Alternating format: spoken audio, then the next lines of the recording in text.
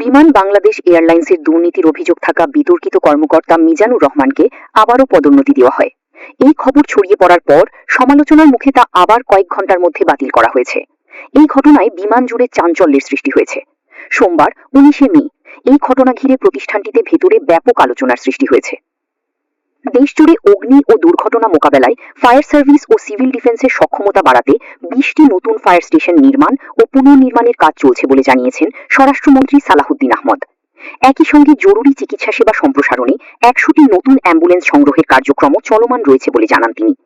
মঙ্গলবার 19 মে ঢাকার Purbachal multipurpose training গ্রাউন্ডে আয়োজিত ফায়ার সার্ভিস সপ্তাহ 2026 পদক বিতরণ ও পাসিং আউট প্যারেড অনুষ্ঠানে তিনি এসব তথ্য দেন।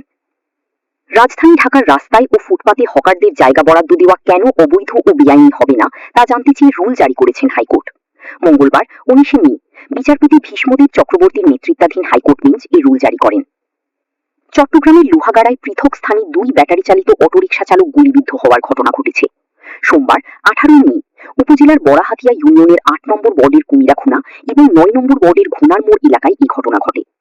গুলিবিদ্ধরা হলেন চুন্তি ইউনিয়নের বড়ঘুনা এলাকার শাহ আলমের ছেলে কাইয়ুম শরীফ এবং বড়াহাতিয়া ইউনিয়নের কুমিরাখুনা এলাকার হামিদ হোসেনের ছেলে মোহাম্মদ আকিব। তারা দুজনই ব্যাটারি চালিত অটোরিকশা চালক। রাজধানীর মিরপুরে 7 বছরের এক মেয়েকে জোরপূর্বক ধর্ষণের পর গলা কেটে হত্যার ঘটনা ঘটেছে। হত্যার পর অভিযুক্ত সোহেল ভিকটিমের মাথা নিয়ে পালিয়ে যায়। মঙ্গলবার 19 মে বিষয়টি নিশ্চিত করেছে পল্লবী থানা পুলিশ। জানা গেছে অভিযুক্ত সোহেল মৃত শিশুটির পাশের ফ্ল্যাটে থাকতেন, তবে তিনি এখন পলাতক আছেন।